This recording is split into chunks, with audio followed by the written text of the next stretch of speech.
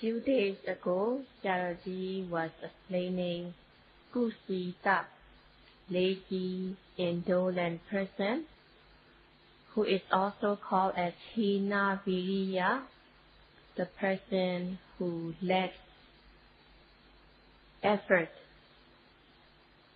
Lazy, indolent person who lacks effort, does not exert effort, who withdraws from the practice,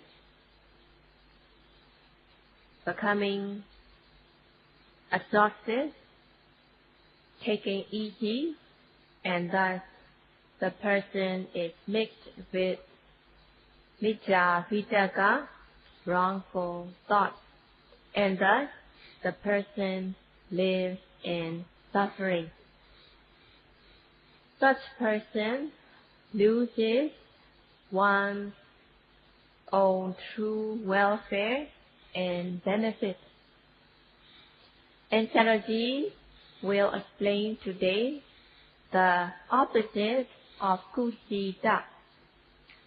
The opposite of Kusita, lazy indolent person, is Arata Viriya, the person who has diligent effort. In order to be Arata Viriya, in order to be the person with ardent effort, diligent effort, the person must assert 3 stages of effort. The initial effort, stepped up effort, culminating effort, asserted till one reaches one's goal. So in this way, one should assert 3 stages of viriya effort. Viriya effort will gain momentum, and the person is called Arata Viriya, the person who is endowed with diligent effort. Such kind of person is free from 3 kinds of mithya vitaka, wrongful thoughts, and thus the person fulfills one's true welfare and benefit. In order to be Arata Viriya, one should first initiate the effort, so that the viriya effort will gain momentum. In the text, there are mentioned 3 stages of viriya. Viriya is the effort which is in the form of courage. Viriya effort is translated in other languages, and there are the vocabulary of other languages as well. In order to translate viriya, it means the act of the courageous person, or the cause of the courageous person. The person who has courage can face difficulties, will not be afraid of difficulties, but who will have the courage to go further. Arata Viriya means being endowed with the courage to refrain from unwholesomeness, and being endowed with the courage to perform wholesomeness. Viriya effort is courage, and Buddha expounded 3 stages of viriya. The first one is Arambhadhatu, initial effort. The second is Nikamadhatu, stepped up effort. And the third is Prakamadhatu, culminating effort. asserted till one reaches one's goal. The first one, Arambhadhatu, is the initial effort. As a human being coming across the Buddha Sasana, teachings of the Buddha, in practicing Satipatthana, one has to constantly exert effort in order to develop sati, mindfulness, continuously. So one has to initiate the effort in the practice. Just as one has to plant the sapling in order to plant tree, in the same way, one should initiate the effort in the practice. In sitting meditation, one should focus one's attention on the abdomen, breathing normally. When breathing in, the abdomen rises. In order to note the rising of the abdomen with sati, mindfulness, one should initiate the effort so that the noting mind will reach the rising of the abdomen. And when falling takes place, one should exert effort so that mindfulness will reach the falling of the abdomen. So every time the abdomen rises and falls, one should note the rising and falling, and one should cultivate mindfulness repeatedly again and again so that mindfulness will become strong. In walking meditation as well, in every step, yogi should exert effort so that there will not be any missing or failing to note the steps in the walking meditation. So every time one lifts the foot, every time when one moves, every time when one places, one should exert effort so that mindfulness reaches lifting, moving, and placing. And also, when doing other daily activities, whatever the object arises, one should note with effort so that the noting mind reaches the object. So initial effort in the practice is called Arambhadhatu. And as a yogi coming here to the meditation retreat, yogi should start with initial effort to be able to note every object. So yogi should try hard from the beginning of the practice. If the yogi is not practicing respectfully, if the yogi is practicing in an easygoing manner, then there will not be benefit. So Jaraji emphasized that yogi should practice properly from the beginning of the practice.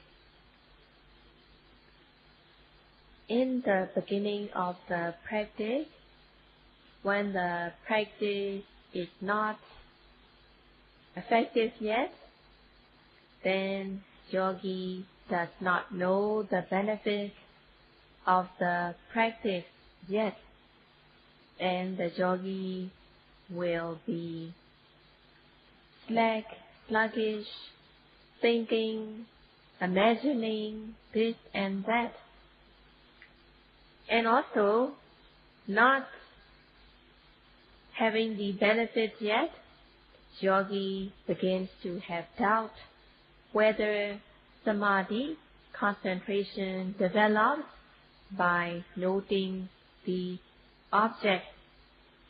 So whether it is really true or not. So in this way, yogi builds up uncertainty and doubt, and the mindfulness becomes weak, having doubt in the practice. Even though one may not as yet have the benefits, but one should have faith and confidence, as Buddha had expounded 7 benefits of Satipatthana practice. So it is necessary for the person to know in theory that Satipatthana practice can give 7 benefits. Buddha himself expounded the 7 benefits of Satipatthana practice in the beginning of Satipatthana Sutta, and Buddha taught very boldly on the 7 benefits, such as purification of the mind and so on. By practicing Satipatthana meditation, it is guaranteed that one can overcome the extreme impurities, Visama Lobha, Visama Dosa, and Visama Moha. By practicing Satipatthana meditation, one can purify the extreme impurities. Throughout one's life,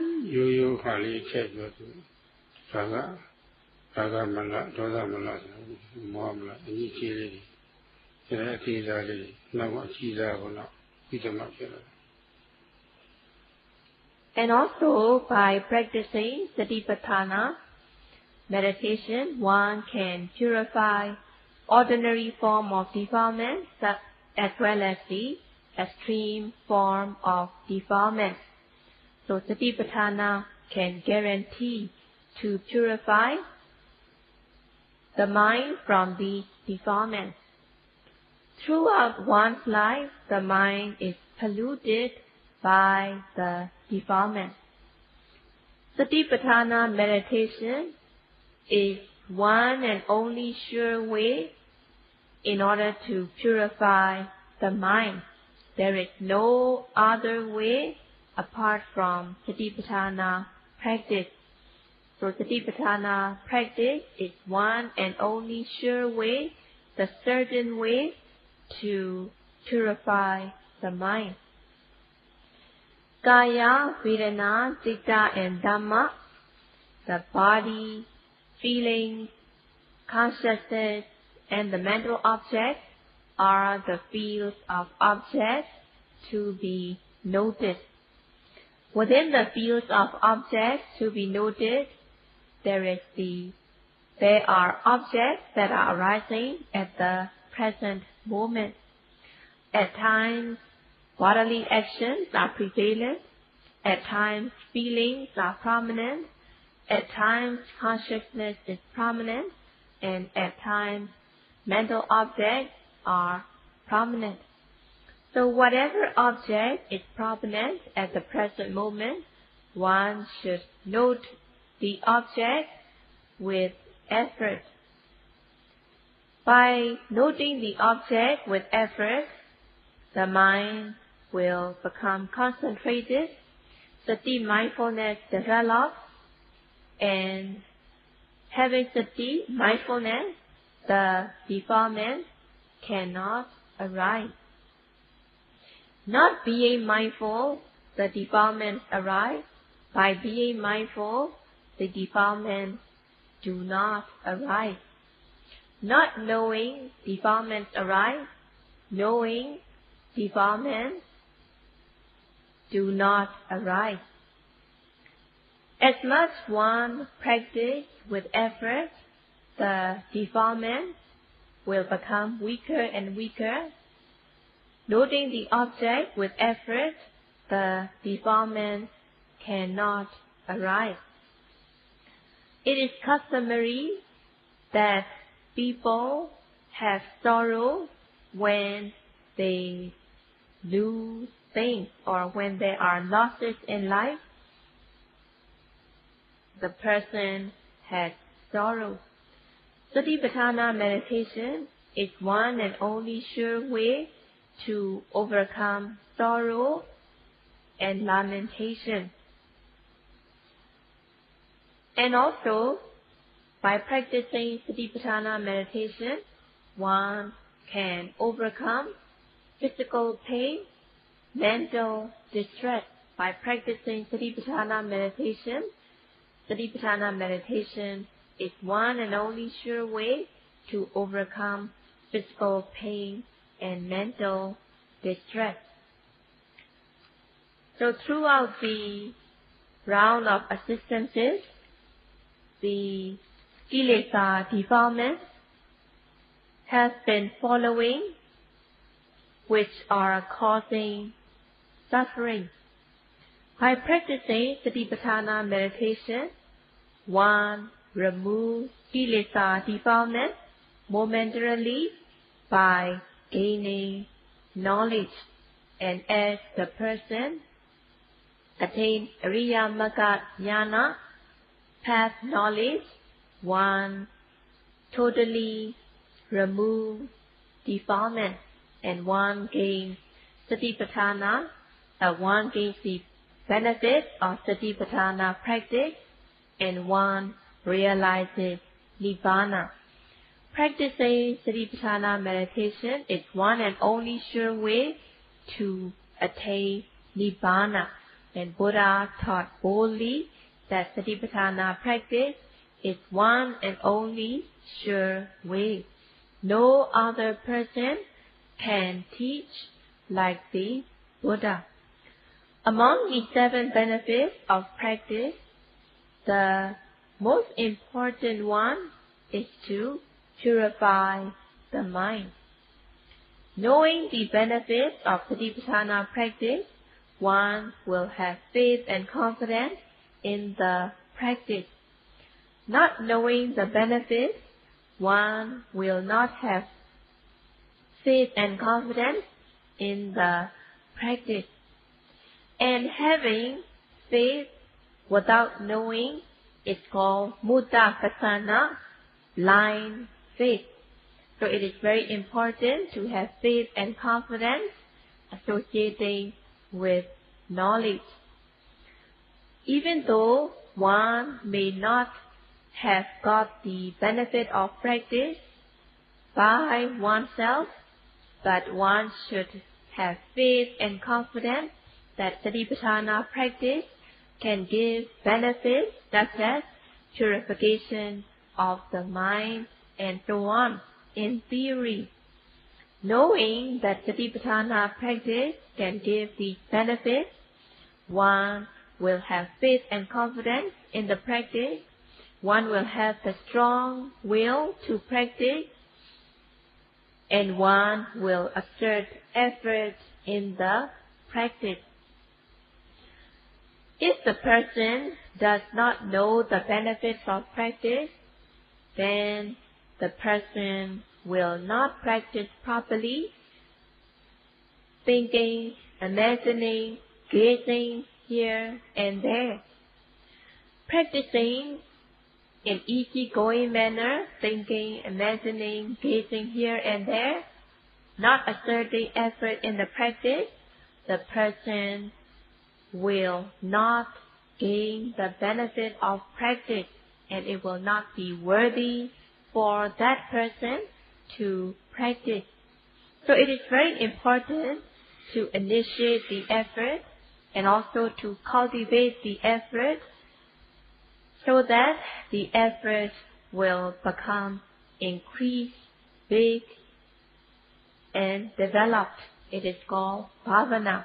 Bhavana means initiating, developing, increasing, so that these mental states will become from small to big, from tender to ripe, from less to many. Practicing bhavana, the effort, the courage will become developed, cultivated, and increased. So in this way, one should first initiate the effort, one should cultivate it so that the effort will be stepped up stage by stage till one reaches one's goal. So it is very important that the yogi knows the benefits of practice and to practice with faith and confidence, with strong will, with the diligent effort. So only if the yogi begins the practice properly, then the yogi is sure going to gain the goal. If the person does not know the benefit, then the yogi will not be determined to practice diligently. Not practicing diligently, not being determined to practice diligently, then the yogi will not gain benefit. As the yogi practice in easygoing manner, then Paṇḍitā, laziness, arises. So in the beginning of the practice, the beginner yogi has to deal with Paṇḍitā, laziness. Paṇḍitā, laziness, is the nearest internal enemy. Practicing for a while, and after some time, yogi becomes lazy, not wanting to practice. Yogi may be practicing with faith and confidence, but when the yogi is thinking what will come next, what will become and what will be the benefits by practice, what will come next, and so on, having expectation, then yogi practice becomes weak with expectation. What is more important is to note the object that is arising at the present moment.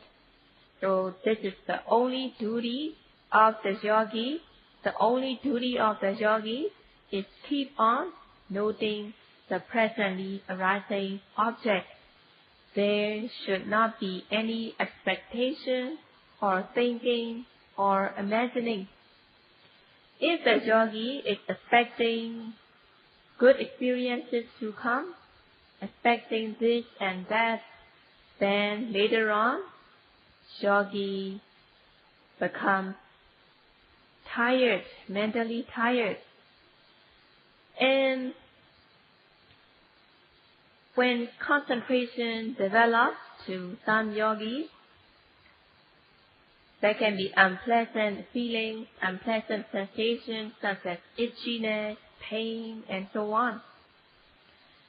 The person who is not patient to note the itchiness and so on, the hands will get to the itch without noting it and scratching, not being mindful, then yogi will not develop mindfulness.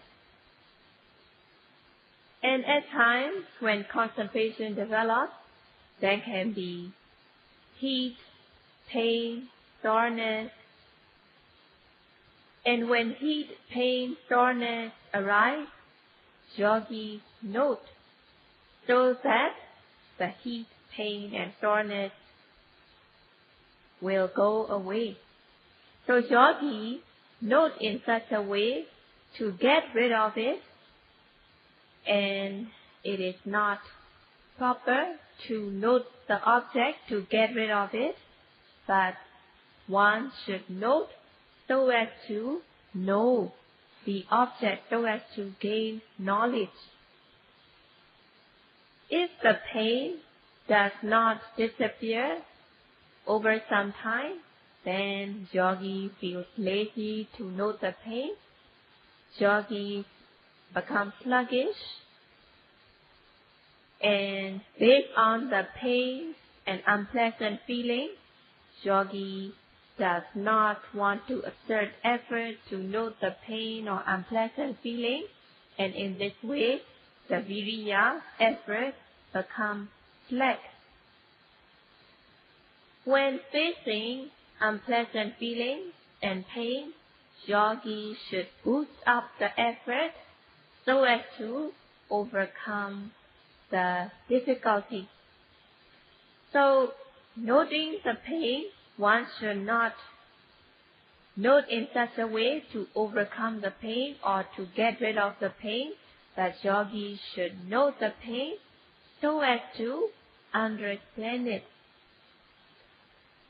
So, noting the object again and again, when the mind falls on the object, laziness cannot arise, and the yogi will not be changing posture, but the yogi will keep on noting the object.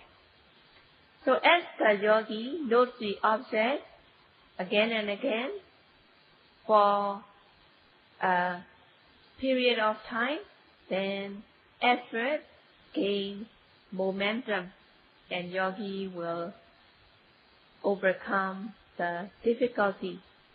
So in this way, when difficulty arises in the practice, yogi should step up the effort in order to overcome the difficulty.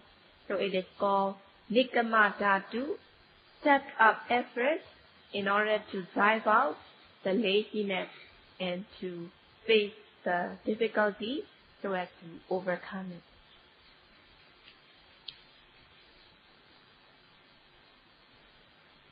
By noting with diligent effort, with sustained mindfulness, there are two benefits.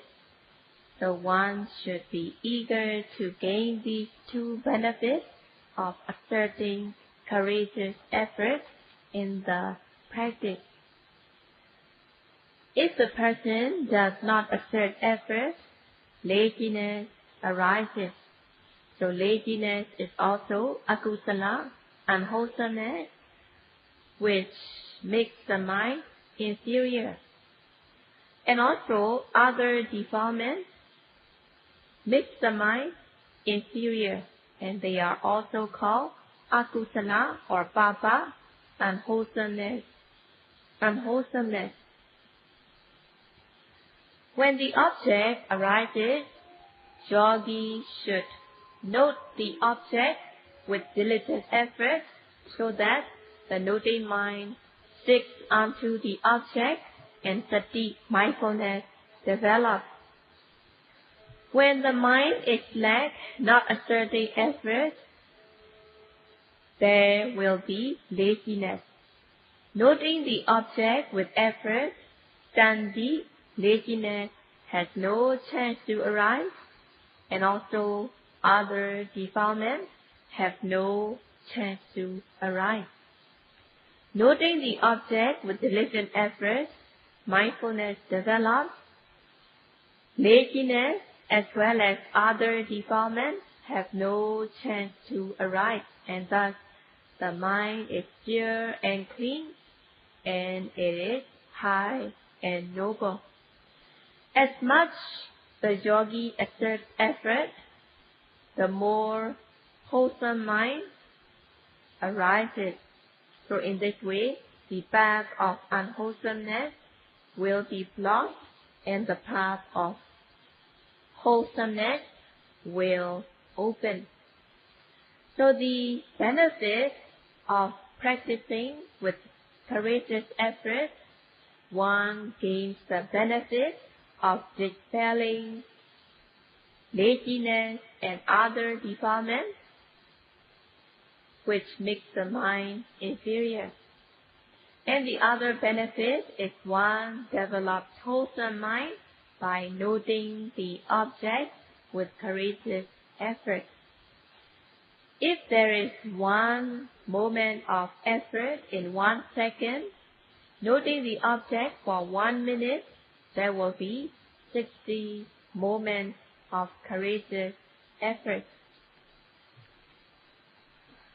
The person who is lazy and indolent will be living mixed with miccha vitaka, wrongful thoughts, and thus the person will be living in suffering. Rather than to live a life that is suffering, it is better to exert effort so as to dispel laziness, so that there will be comfort and happiness. Exerting effort in the practice, the mind will not be directed onto the wrongful thoughts, and thus it will become paviveto, meaning being free from wrongful thoughts. When the mind is being free from wrongful thoughts by noting the object with courageous effort, the mind will be pure, clean, and wholesome, and there will be comfort, happiness, and peace. And tomorrow, Sayadaw will continue to explain how viriya should be increased from both theoretical and practical aspects. Sadhu, sadhu, sadhu.